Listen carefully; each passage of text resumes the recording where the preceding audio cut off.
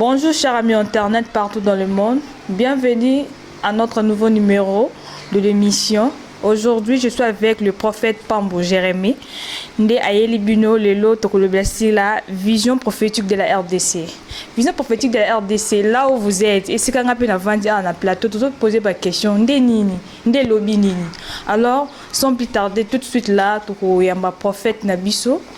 Pour moi, qu'on nomme que prophète de la nation, là, pas selon vous, non selon moi, prophète de la nation, la vision, ni yasika, ni onzambala qui sied pour na Congo avenir, ni onzambala qui sied pour na Congo présent, où tout vivre, tout le monde a pandémie partout, épidémie, Ebola, ni tout ça, mais les lonzamba solo, na serviteur, na aimant, quand les autres sont à la plateau sur place, à Kolobela biso, à décortiquer, à Kolobela biso, ni onzamba lobine on bomba surtout et le côté et surtout que le côté zananga na ko sala tout par tous les moyens abimisa nyonso onzambe a lobina ye o a lobina lelo o lobana kala o pala kisie ba provision nini to ko sala na RDC pour que to bongisa pour que to milengela na makambo ezali koya na ba jour à venir et sans plus tarder là to pesimbote na Thérèse Maluta depuis Londres.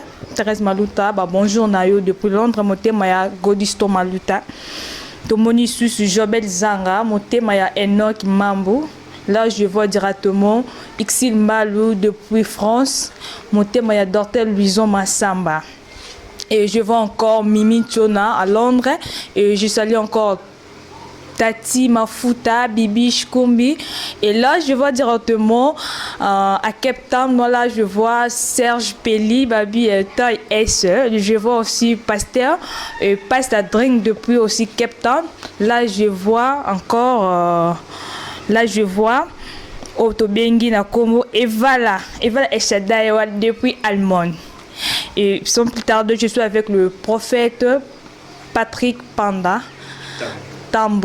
Patrick Tambo, tous années à sur place. Alors bon on m'a déjà pour créer, bon si m'a déjà carnet na bino pour noter quelque part pour l'obiso makambon yenza malaki est arrivé et la mutu moroté on nité.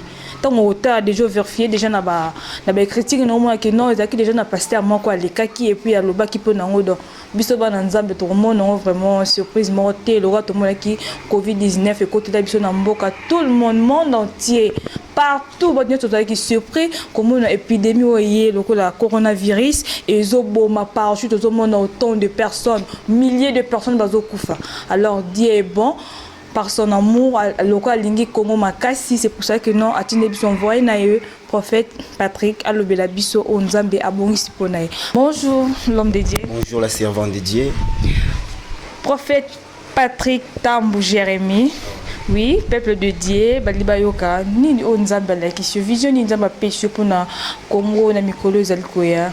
Merci beaucoup pour la question la servante de Dieu. Je vais commencer d'abord par ouvrir une petite parenthèse. On dit que la RDC est au cœur d'Afrique, tandis que l'Afrique c'est le corps humain. La Bible dit le corps est le temple du Saint-Esprit. Nakata corps nzamba fanda na motema et motema ngo c'est la République démocratique du Congo. Olobi nzamba fanda na motema et motema nzamba nde RDC. Non, la carte géographique ya Afrique. Congo est dans la cœur d'Afrique. Hein? Mais Afrique n'a pas définir en OK. Et ça le rôle à nzoto moko. Nakati nzoto nzamba fanda na moté. Parce que moté mango za RDC. Et on a dit que la RDC est les demeures de l'Éternel. Souvent na monaka ba congolais biso ba congolais tout le monde a connu toi appelle moko négligé sans importance. On dirait tout ça na valeur tie. Mais nena bisa congolais moko ko zolandanga na tongo to na poko lelo ki nous sommes des peuples aux lèvres pires, selon Sophonie 3, 9, 12. Oui, est-ce qu'il se passe prophète congolais à mon arabongo, vu que l'expérience où il y a mon n'est que toujours vivre, toujours semble, on dirait toujours semble la terre. Alors, sur total, il y a un continent, il y a l'Afrique, tous les 5 continents, il y a un continent où tout semble l'Anzam et Makaz. Et particulièrement RDC toi en quatre. Et puis on est toujours vraiment quoi adorer Nzambe tellement. Est-ce qu'en réalité tout le monde on dirait rien ne marche, on dirait on dirait toujours qu'il y a fin du monde. Est-ce que c'est vrai? Bon, normalement je suis un prophète de la nation. Na bonde la pour la nation, surtout que pour la nation congolaise. Là qui na montagne na prière, na bonde là qui pour na conditions les kanamboka. Na répondre à la question na wana pe na oleka pour na lobaki. Ba congolais ba bonde la mingi parmi autant de peuples au monde parce que nous sommes des peuples prophétiques. Parce que notre pays est un pays prophétique. Amen. Et ça au travers de la RDC qui est retour à Jésus-Christ et au Salama. C'est-à-dire que les Congolais ne vont pas adoration na bango panzambe va préparer retour à Christ. Vous comprenez? Dans ce bon de la RDC, to bon de la raté pour nanzala, to poto bonga. Non, les Congolais prient pour que demain ba kende lola. Mais moi, j'étais à la montagne, j'étais en train de prier pour notre pays, j'étais en train de prier pour nos peuples. Parce que les gens prient, mais il y a trop de difficultés dans Mboka. Nazo bondela, nayoki mongongo ebengi ngai. Na fongoli misu, mais ezalaki molime meminga likolo. Namoni na mati, na komo dire na espace à globe terrestre. Tant na mati, nazo mona planète Terre etikali na se, mapateza likolo nga na comme un espace. Nayoki bazo sanga tala liboso zo mona nini. Natali na mapata. Namoni bakomi un grand caractère kombo ya Abraham. Batulinga omoni nini nabi namoni bakomi Abraham. Nzamba zo yebisa ngai na sala alliance na ye et que ba descendant na kotambola na bango. Natali na se ya kombo Abraham namoni elongi ya Patrice Emery Lumumba. Ezo bimisa maya misu. Batulinga ozomona nini? Sima kimbangu te mais je vis Patrice Emery Lumumba. Elongi nezo bimisa maya misu. Batulinga ozomona nini? Nalobi nazomona Patrice Emery Lumumba, c'est notre héros national. Nabi mais azole la pona nini? Ba vous savez que les esprits des héros de votre pays ils ont place d'aller les repoter. Na kitina se namoni arc-en-ciel. Ba dinga ozomona nini nabi namoni arc-en-ciel. Ba bisinga mawa ya nzambe kitina mboka Congo parce que mabe elinga sa makasi. Maintenant na hôtel na mabele nazomona bana mike ba fandi belé. Bagumbi makolo na maboko torsini misu na bango etala vers le ciel. Na bazotanga ozomona na nazomona bana mike ba fandi. L'esprit me dit les sangs des innocents petits enfants ezoya ko ganga na makolo na nzambe. Le Seigneur me dit kende bele na mongongo makasi yebisa na bana na nga bazonga na nzela na ngai. Le Seigneur me dit que ba peuple na ye ba envoyer na ye ba bimi na nzela na ye. Alliance nzamba salaki na Abraham. Et dans nous respecter les Congolais, pas peuple de Dieu, pas envoyé de Dieu, les élus de Dieu. Il y a autant des hommes de Dieu qui deviennent dans Zéland Zambé et puis moyen Zambé, Akita, grâce au peuple Oyo, Ezalité. Patrice Emery Lumumba, c'est un héros national. Bah, esprit moi je suis surpris d'apprendre que non, moi d'après moi, c'est-à-dire que non, dès que mon a commis Abraham, na c'est moi comment ça tu papa Simon Kimbangu, pour d'autres pas que non papa Simon Kimbangu bien azali prophète Nabiso ya Congo et puis Yende azali parti le troisième prophète pendant le troisième président ya mboka Nabiso akoya kopé ça Kim. Mais à ma grande surprise na yo kolobi que non moni Patrice Emery.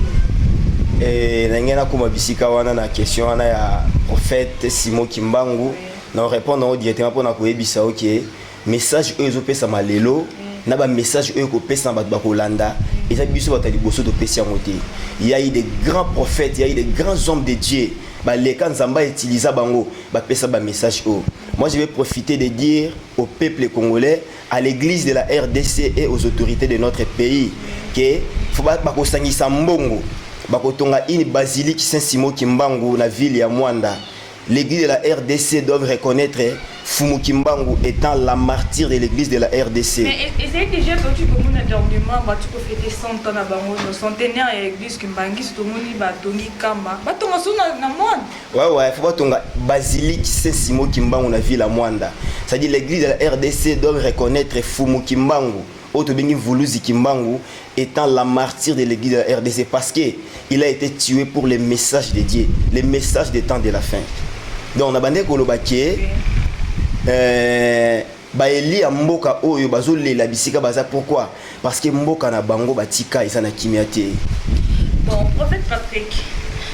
Que non pas Eli bazole la pour na Mboka. Ouais. Mais c'est les zéros. Les zéros. Oui. Les zéros, OK, oui, les zéros. Mais d'autre part, on peut voir chose par le banque, non, il paraît Jésus-Christ, normalement, il y a un capot là-bas. Pour na biso ba Congolais té pour na poso mwino té babi Jésus-Christ ayaka vraiment pour na ba ndeko na biso baza na niveau na Égypte na pour na ba israélite ba na Israël na pas bandeka biso na Israël. OK. Donc nous babi normalement Jésus ayaka kuna et puis donc biso moto yebi son histoire nous total dans la film que Jésus-Christ ayaka pour na ban Israël pour alobaka na Moïse que bimisa ban Israël na maboka pharaon abike ba o bazali peuple na ngai. Mais les autres comme on a que non ba prophétie comme koye ba prophète ba pasteur ni ngenya so bike no dia bike no Congo ba Congolais tozali peuple na ye. Parce qu'on a sika wana ko un peu ko éclaircir biso to yeba. Moi je crois que c'est pas important et à cause de la analyse concernant les envoyés de Dieu parce que nul ne peut juger celui que Dieu a envoyé. Oui.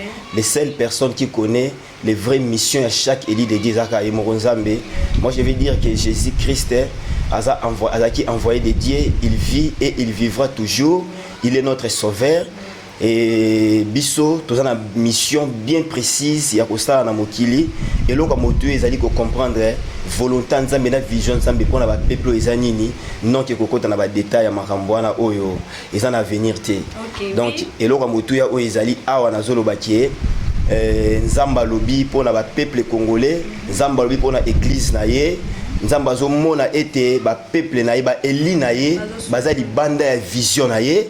Et puis mission batindaki bango na mokili mission nzamba confiera biso na mokili eza ko exercer une ministère de la réconciliation mais à cause il y a désobéissance il y a basali nzambe ba ko exercer ministère de la destruction lelo olé ke batu bazala sauver na message ya bolingo na message ya kosangana toko na ba message ya ba distraction mboka eza na ba problème c'est parce que les élites de Dieu bazali banda vision nzambe maintenant nzamba zoloba makila ezotanga nzamba zoloba kimia ezate na kata mboka nzamba zoloba ba peuple ne bazana bisiko batanga makite ezosenga bana nzambe bazonga na nzela na ye afin que bilaka o nzamba loba pona mboko elata nzoto ko bakobiso ba Congolais biso ko ngamo ngampe na za Congolais to ko sala ndenge nini pour que to kota na makambo za pour que to zala vraiment éveillé na makambo za ko ya to milengela ne to loba na linga pour que to milengela pour na makambo ezoya na ba jour à venir.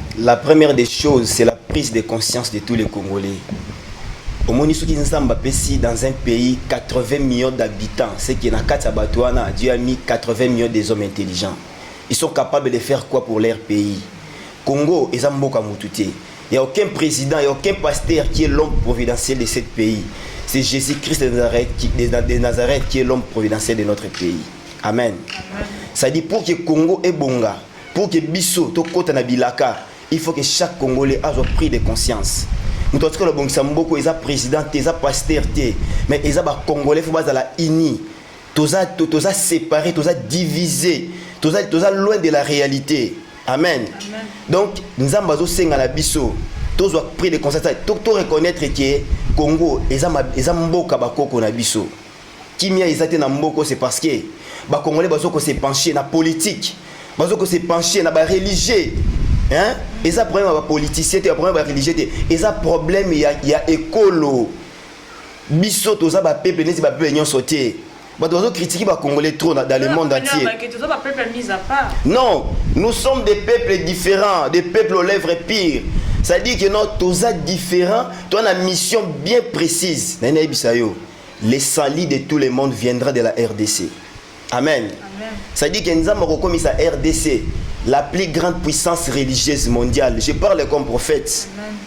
Ils ont pris de conscience, il y a Congolais qui ont au cœur qui est ceux qui na beni na butembo na Ituri bazo mabatu eza makila bandeko na biso ezate parce que bato wana bayibaki ezate parce que bato wana baza mabe non eza bazo jalouser bombengo eza kati na biso. Moi je dis chaque fois que la RDC est bénie parce que ba Congolais baza na mboka Congo mais ennemi à Congo a aussi de sorte que asilisa nombre quantité ya ba Congolais na mboka poboya bakota bavanda na mboka ba récupérer mabela bakoko na biso. Mais na zwe bisayo que les jours où na chaque été ni ya mboka Congo ba Congolais bakolongwa na ba bénédiction na bango. Moi je te dis que kauka nzamba ko sécher mabele wana. Ngana zwe biso ke moni est wana bozomo alelo. Nzamba ko sécher sous sol à est. Demande-moi pourquoi. Parce que ba étranger bazoya ko boma batu pona ba intérêt ba matière. Mais nzamba tsaki matière na Congo pona bénéfice ya ba congolais. Amen. Na somona bazo publier na ba réseaux sociaux. Les pays les plus pauvres au monde c'est la RDC.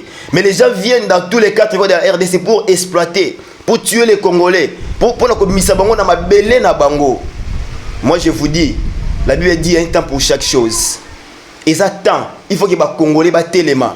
Tous les bons de les âmes abêtés, mais il faut avoir conscience en boka na biso. Qui mène à Congo et koya na nzela ya ba étranger té. Il n'y a aucun étranger qui veut mettre la paix dans notre pays. C'est au travers des Congolais. Nazo bonde la nazo mona. Ba Congolais bazaki libanda mboka na 4 coins monde bazo zonga na RDC na biloko na bango. Bazo ko s'investir na kata mboka. Nazo mona ba Congolais bazo ya bazo décision pour na mboka na bango. Il y a que des Congolais qui peuvent mettre la paix dans leur pays.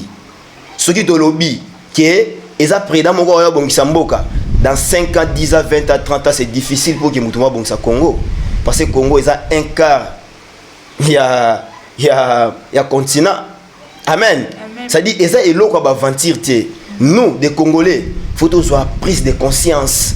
Toujours là toujours rêver. Bato bazo sila na mboka na biso. Nazo bondela nazo mona bazo ko interdire l'autorité mboka. Et qui ba kotinda susu ba aide na mboka te jusqu'à ce que toko nzima toko se soumettre na ba ordre na bango. Nena ibsabino sur les plans mystiques de toutes les nations. Na ba mystique à mokili, les mondes doivent d'abord commencer par la RDC. Amen. Bonzambe o eleki bonzamba mboko isatie. Na zo biso mikolo koya bando bonde la les dieux des peuples congolais, les dieux de la RDC. Mais toi tu peux comment on a mikolo eleki na ba vidéo na mboka mususu ba simbi drapeau RDC bazo bonde la. Ke ba bi nzambe RDC asunga monto mona ki ongo ezaki na mboka o nini o. Ezaki na Irlande, après Irlande, tout pays mon bureau, on a besoin de drapeau RDC, on a besoin de siècle, pendant siècle, on a 4 bateaux prêts. Ce n'est que des débits de toutes choses. Ils ont ébandé. Moi je te dis que nous sommes en Afrique, précisément en RDC. Amen. Amen, papa. Nous partout où les Congolais sont dans le monde, ils ont source de bénédiction pour nos pays. Mutu nyonso o ayamba Congolais na pays na ye iba ke Congolais azali pamboli po na mboka na ye. Amen. Menga na zwe bisayo ke nzambe akovanger makila ba Congolais o etangi mutu nyonso o ya telema po na ko créer guerre na parti moko ya RDC nzamba akovanger makila ba Congolais makila ba sacrifice teneti ya banyama. Amen. Ba dozo profiter na faiblesse ba Congolais pour exploiter et dévier la destinée na bango. Mais moi je vais appeler tous les serviteurs de Dieu, toutes les élites de Dieu dans le monde entier. Ozana makila ba Congolais, même bana boboti na mboka mopaya. Nzamba zoebisa Moïse, ke yebisa bana Israël.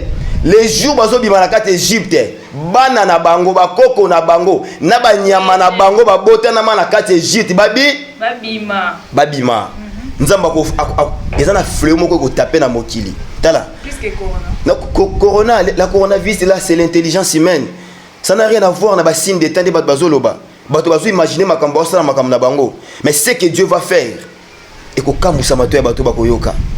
Tu sais, ngana botem na Congo na koyona Kinshasa. Est-ce que la koyoka te que groupe mo ba congolais ba sangana ki, baki na Brazza, baki na Angola, baki na Rwanda, baki ko sala guerre. Mais na okaka ki un tel pays ba kota ki ba ko buna la RDC. Amen. Toi ne lo côté ba pourquoi? Ezala batu ba na poto ba congolais so ba zonga na mboko yo ba ko za intérêt ke libanda te baza kuna pasi ba zomona ke ba kino baza na mboka baza na conscience te. Amen. So nzamba boni mutu moko apesi pouvoir na RDC mabeza. Mais ceux qui bino baza na conscience ezala makambusu ba ko koloba te bazo pesi injonction azoko ko boya ngote. Mais ceux qui omoni ke za mabe bino bo résister bote bobi non akoza na sima na bino. Parce que papa Morota Koko Nzima afanda talaka bana bakufa ya talaka. Amen. Donc la question de qu'est-ce qu'il faut faire, la chose la plus importante à faire, et ça, la première des choses c'est la prise de conscience. Toko sutuka un jour Congo ezate. Na lali na zo mona en esprit. 3 pays voisins ya RDC et déstabiliser RDC. Comment Je sais pas. J'ai vu l'avenir en rêve. Comment ndenge nini bato bazo utalibanda bazo kota. Ba diminuer quantité à peuple congolais na mboka ba mikolo nyonso basili. Et c'est ka ba jeune. Mais ça c'est bêti. Na kitokimi na kati ba zamba. C'est que je vous dis. Bon retenir en bokanga et que ceux qui ont eu conscience na Congo. Mboko ebozala maboka bapaya. Parce que tout ça n'est pas makamana qui est arrivé na Congo. C'est pourquoi j'ai dit la prise de conscience. Oyebi. Ezaka dale vite nzamba pona yo ozala président na mboka moko songolo na kati ya muto nzamba tie capacité ko kamba mboka. Amen. Donc nazo ngana lobaki soki lelo tozana ba Eli comme ba prophète, ba pasteur, to na président na mboka. C'est que batuana bazana une capacité ya ko gouverner peuple oyo pe ya ko tiaki kimia. Mais ceux qui tozo komaté, c'est peut-être parce que muto na muto soit parler na kwena ye. OK, ce n'est pas normal. La Bible nous dit dans le livre de Sophonie 3, 9, 12. Et que ba pepe nanga o bazali banda. Bako zonga bako sangana. Bako belanga na un commun accord nga nzambe na ko kita. Pe na ko sala o eza posa mitema na bango. Bon, so toke plus loin tout moni ba président nyonso balega na RDC to yo mona président Fati. OK. Et bandel na ye to moni ya sali messe action de grâce. A dédié pays mobile na boko. Mais ça déjà pas moi bien. OK, c'est parce que au lobby chef de l'État dédié à l'église à Congo, c'est parce que Mboka a dédié à Mboka. Oui, pourquoi? Parce que l'église à Congo est une structure morotée. Bon, il n'y a pas un chef dans l'église à Congo. Déjà au cas que non, un prophète Moraza comme une institution moro ils ont relié ba serviteur dédié au cause part il y a place wana déjà au Congo. Institution non, mais tu as dit que nous avons RDC, nous avons président, pasteur président, il y a groupe de réveil, il y a sous différentes catégories, il y a paroisse, l'église des Noirs, les gens au Congo, réveil, tout ça. Tu as dit que nous avons tout le monde chef. Pas mal, nous avons mis en place mais moi je dis que nous avons exactement, et là, nous avons mboka. Façon bango ba maki makambwana ezandingi peut-être bazaki inspiré. Bon parce que c'est quoi tout le monde qui est dans mboka ba homme de Dieu bazali donc que nous ba sacrificateur bazali bazaki mieux placé au sein makambo. Alors comment tout le monde ba serviteur de bazali tout autour ya chef de l'État et que na un moment na chef na makambo zo ke tika ndeti zo peut le roi mboka ngo ba homme de Dieu bazali zo peut le roi ndeli. Qu'est-ce qui arrive là? Qu'est-ce qu'il faut les hommes de Dieu pour éviter tout autour du chef de l'État? Non, moi je dis dans notre pays c'est facile de rencontrer Dieu mais c'est difficile de rencontrer les autorités du pays. Comment?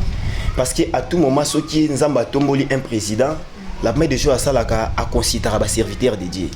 Mais moi je crois que ba serviteur de Dieu ba botara moté à ma bé pour empêcher mon président à accomplir mission a été.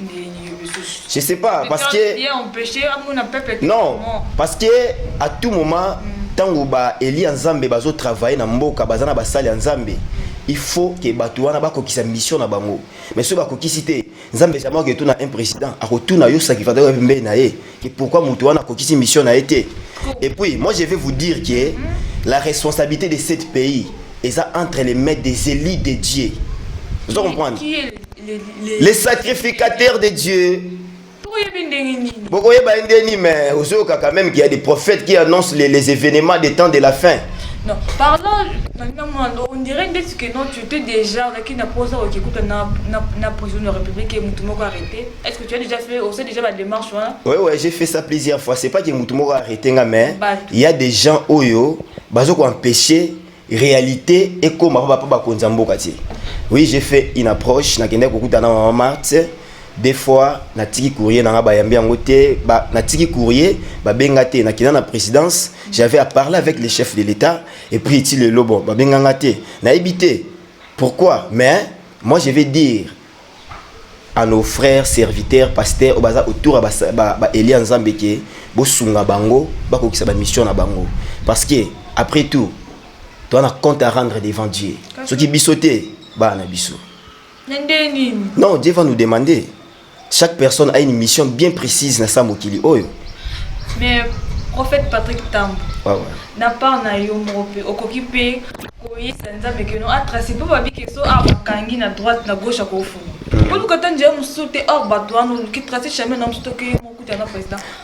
Moi je crois que là-bas on voit les Nzela aux médias. Tant dans le babo et tout le monde a baroyoka non.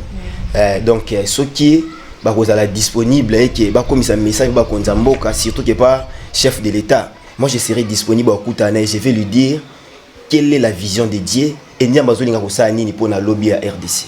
Oui, pasteur Patrick Pambou, prophète Jérémie. Pesa biso nzambe maloba yasuka oni nzamba liboloba na peuple congolais. Moi je vais dire à tous les peuples congolais et aux élites de Dieu, vous allez vraiment déterminer to prendre conscience ya mboka na biso. Nzamba poni biso na mboko ati ba capacité à gérer mboka ezate pona na ba haine, ba confusion, il faut to lingana to appliquer maloba nzambe. Congo ezam mabela ba koko mboka ba koko batikela biso, to yembaka na hymne national na biso que il y a deux phrases moko tolobaka et que toko diriger mboka oyo na kimia et puis na bolingo. Donc pour que totonga un pays plus beau qu'avant, il faut to cultiver kimia. Kimia ngo eza koyokana, eza ko simbana comme ma RDC na kati ya vision prophétique nango. Le dernier mot est pas ya Dr Roger, après c'est biso selon vision ya prophète nabiso Patrick Tambou Jérémie. Bonjour, docteur. Bonjour, maman Déborah. Je suis très content. Je suis le docteur Roger Mouzali, Nazam Moronakati à Corps du Christ. Je travaille avec le prophète Patrick Tambou Jérémie. La CPLIP Koyoka message naé. Ce que je voudrais seulement ajouter pour un peuple congolais, que Dieu a donné une vision, un modèle de société pour notre pays. Le président de la République a dédié ce pays, mais c'est l'Église du Congo qui va amener, qui va faire une lecture du temps, qui va exercer le ministère des fils d'Isaacar pour donner la lumière à nos politiciens et que nous puissions entrer dans le nouveau Congo. Et donc, aujourd'hui, jusqu'à l'heure actuelle, l'Église est désorganisée. Comment? En Israël, je voudrais venir, en Israël, à un moment donné, le peuple a demandé un roi. Ils étaient avec Dieu. Dieu a dit, bon, je vous donne un roi. Et ce roi devait guider le peuple. Et il y avait des prophètes. Mais aujourd'hui au Congo, nous avons l'ordre démocratique qui nous donne des présidents que nous élisons. Mais l'élection divine, Dieu a choisi un homme qui doit être responsable de l'Église, toute confession religieuse, confondue, pour faire la lecture. On n'a qu'un seul Dieu. Et ce Dieu-là a créé et les musulmans, et les chrétiens, et les noirs, et les rouges, et les jaunes. Amen. Hein? Lorsque nous voyons dans la Genèse, il n'y avait pas toutes ces églises. Et donc le message de l'église du Congo est le message de la seconde Genèse. L'impulsion de du nouveau monde va commencer par le message de l'église du Congo. Et je remercie tous les serviteurs qui ont sacrifié leur vie en nous formant. Base à la mabé, base à la malam, base à la faiblesse. Ils sont les pionniers qui ont formé une élite que Dieu va élever dans son église. Et le peuple congolais est l'élite de l'église du Christ. Nous allons préparer la venue du Christ. Et nous devons parler et faire comprendre au peuple de Dieu comment nous allons préparer cette venue. Et je voudrais remercier... Oui, merci beaucoup, Dr Roger Mouzadi. Merci beaucoup, peuple congolais. Toyo qui partout où vous êtes. Boyo qui n'est prophète Nabiso, Patrick Tambou Jérémie n'est annoncé, après biso vision prophétique, il y a Congo, il y a l'Obi n'est kozala. Et autant comme déjà dans ce cas, prophète Patrick Tambou Jérémie, quelques mots de la fin d'un peuple de Dieu, Bazadi Kolanda. Et au Congo, il la moyen quoi adresser directement lié l'église et Sika Ezali. Comment Bazadi Banambo, Kabakoki ko contacter yo, n'engeni Bakoki ko kozwa, soit ba rema na bango ne tout na Congo, ya musika ba njondo na bango. Que Dieu vous bénisse, les servants de Dieu. Tantôt sur l'ensemble de Psarana et Bissau qui a au Pambolo abondamment. Et puis, nous avons deux personnes, Libanda Mboka Bazoua, qui sollicitent l'attaché de presse dans le moment de l'élection. Donc, Dieu me dit de te dire, sois fort, Tika na point sans Zambé, parce que tu es appelé à faire de grandes choses avec Dieu. Kolembate, Lité Nanzambe, Rolonga. Je salue mais également tous les peuples congolais, tous les peuples lèvres pires. Je salue maman Ariane Koubalé en France. Je salue maman Yvonne Etana. Je salue et toute la famille Tambo, Mouvunga. Je salue papa Kanda Bernard et maman Mimique. Moi c'est papa Kanda Bernard. La Pessimbote na bana lumière nyonso église na biso na Delvaux. Et numéro nanga ezali 090 74 59 424. On a numéro personnel nanga WhatsApp sur Benyo Ozwanga. Et je salue encore le docteur Roger Mouzadi, tout na plateau ainsi que vous. Et la Pessimbote na Mil Kamaoa, mon frère héritier Tambo. La Pessimbote na frère Eli. Je salue tous les sacrificateurs de Dieu. Batonion sur Bunda pour que le nom de Christ est effacé, pour que cet évangile continue côté à mon monde. La Pessibinombo TP, je vous dis, l'Éternel est avec nous, on va arriver et on va réussir.